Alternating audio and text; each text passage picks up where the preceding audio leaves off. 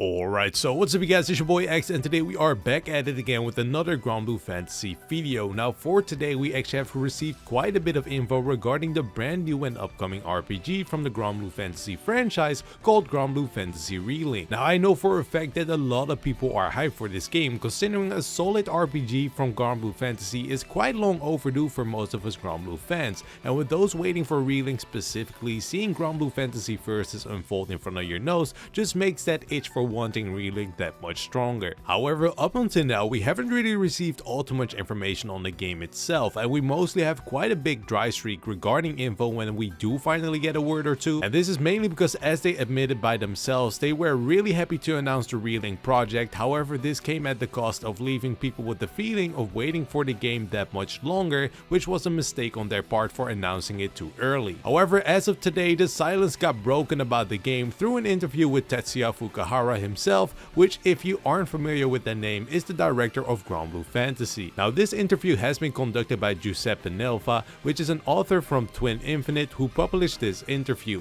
So with all the details out there, let's put a light on all the juicy information we managed to get from this interview altogether about Granblue Fantasy Relink. Now the first point that I'd like to highlight is the question about the release date, and if it's going to be a case of Japan gets it first and the rest will follow. The question got sparked by the topic of GBVS, which did have a different release window across the globe, so naturally this was a question we'd like to have answered about Relink as well, and the answer we got out of this is actually really reassuring to hear, because Tetsuya Fukuhara himself said the following as an answer to that question. There is still some time before the game's release, so we can't give a firm answer on this at this point in time. Since we're releasing the game worldwide, there is actually no merit for us in having a gap between languages and regions in the release date, so we're planning to release it simultaneously. So all in all, they are planning to get it out there for us all at once, which I think is a great thing to hear, especially since I didn't really expect them to keep busy with that if we look at how Granblue Fantasy Versus got handled. Granted, this is not a confirmation because, as he said, it's a bit too early to call these shots. However, they did think about it, so hopefully the follow-up will be the one we are hoping for. Now next up we have a piece of info about the release window for this game, considering a lot of people were somewhat expected to hear a release window for Relink at Granblue Fantasy Fest,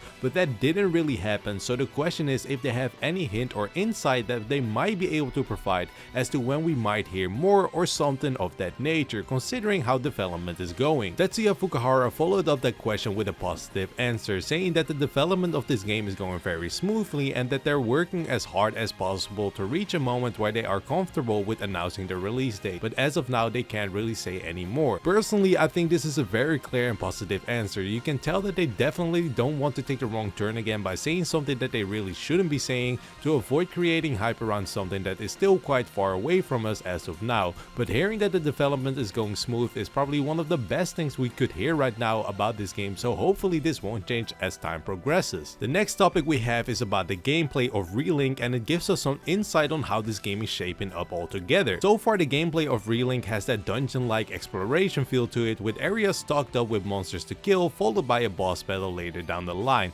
And the question here is if this will be a basic structure for the game, or if there is something more to it, like are we able to freely roam across the different islands, picking up quests at our own pace, and that sort of stuff that we are interested in and we know and love from the Granblue Mobile. And I think this is a very crucial thing to quote Tetsuya Fukuhara on, considering this is a big piece of info that has quite some weight to it. So what he said goes as follows. The game is going to be divided into segments. One will be the main story, which will be similar to the original Granblue Fantasy, and it will follow a story and it will develop in one direction. To get to a new chapter, you get to a new island, and that is how it flows. On the other hand, we are also going to implement multiplayer quests. You'll find or receive the quests in some locations, and the objectives will be scattered across the skydom. In order to clear those quests, you will have to hop on the Grand Cypher, fly to an island, clear the quest, come back and get another mission. Those two elements will be combined into this one game. End of quote. Now for me personally, this might be the most important part of this interview and the video that I'm making, considering this just cleared up any idea of how this game is going to function and gives us a clear picture on what we are waiting for. I can't say reading this didn't make me happy at all, because this is definitely what I'd imagine a Granblue RPG being all about, and seeing it come to life in a matter of time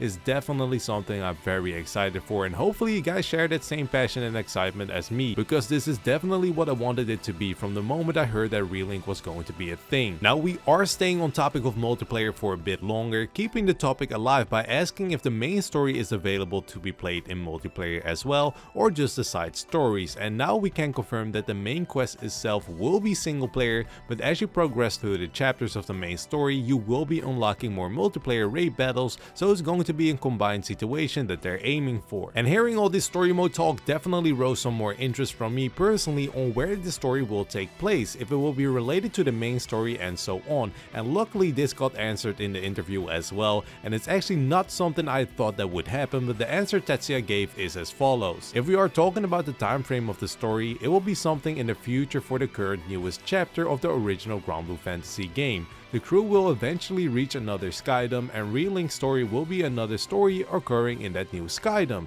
That being said, the story that will happen in the original Granblue Fantasy and the story told in Relink will be kind of different. It will be like a side story. And that is the end of quote. So it will definitely kick off from the current or the newer chapters of the original Granblue Fantasy game. However, it will also take a different spin on that same Skydom that will be explored in both games. I honestly thought it was going to be the storyline from the actual game itself, and we start off from the beginning where we get to know Lyria and all that stuff, and maybe if we get lucky we get past the anime arcs, but this is actually way more interesting than I bargained for. So hearing it's a side story is good news, so we know that those who haven't caught up to all the chapters in the main game aren't particularly spoiled, and for those who have been caught up, they aren't really replaying anything that they've already went through. So like I said, I did not think of this being a possibility, and fully prepared on the game covering the beginning to the well-known chapters of Albion and so on, but this definitely gave it a unique flavor which I'm all up for trying out. Now if you're wondering about the cast in this game like I am, we also got some information on that. Since it is an RPG, it's not going to be in the same lane as GBVS regarding making characters. So what can we expect from this, and can we see DLC being one of the ways that we can expand our rosters with? That is the question,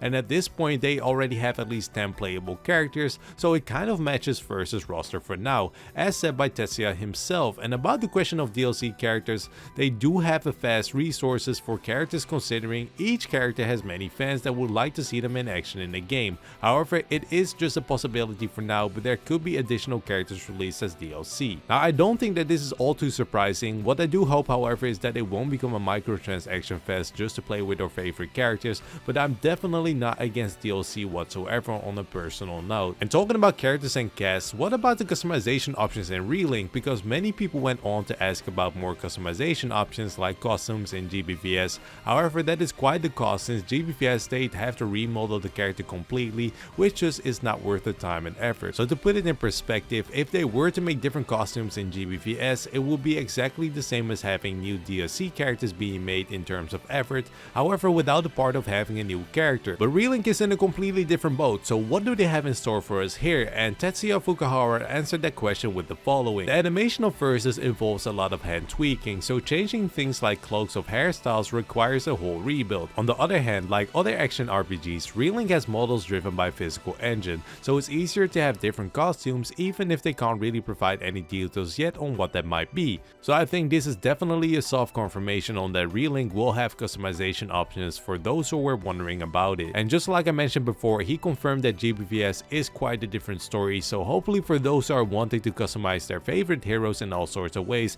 Relink will be able to provide just that. Now we are almost nearing the end of information regarding this game through this interview. However, we do have a very interesting topic going on in the interview about Relink and the PlayStation 5. Since both will be pretty much in the same lane as release date, can we expect that influencing anything regarding the release of the game? For example, interviewer Giuseppe pointed out that he noticed that in the latest trailer of the game it didn't include any mention of a platform, and he asked if that was because they aren't sure on which console they'll launch it on. And the answer we received to that is quite honest, so let's talk about that for a minute. Tetsuya admitted that not including anything in the latest trailer is simply an omission and not a hint to anything else, and if he's really honest, they just completely forgot about it. However, they are still very sure that it's going to be a PlayStation 4 game. Tetsuya followed up by saying during the transition between PlayStation 3 and PlayStation 4, there were crossing generation games, and depending on the timing in which Relink is going to be released, there is the possibility that it will be playable on both PlayStation 4 and PlayStation 5.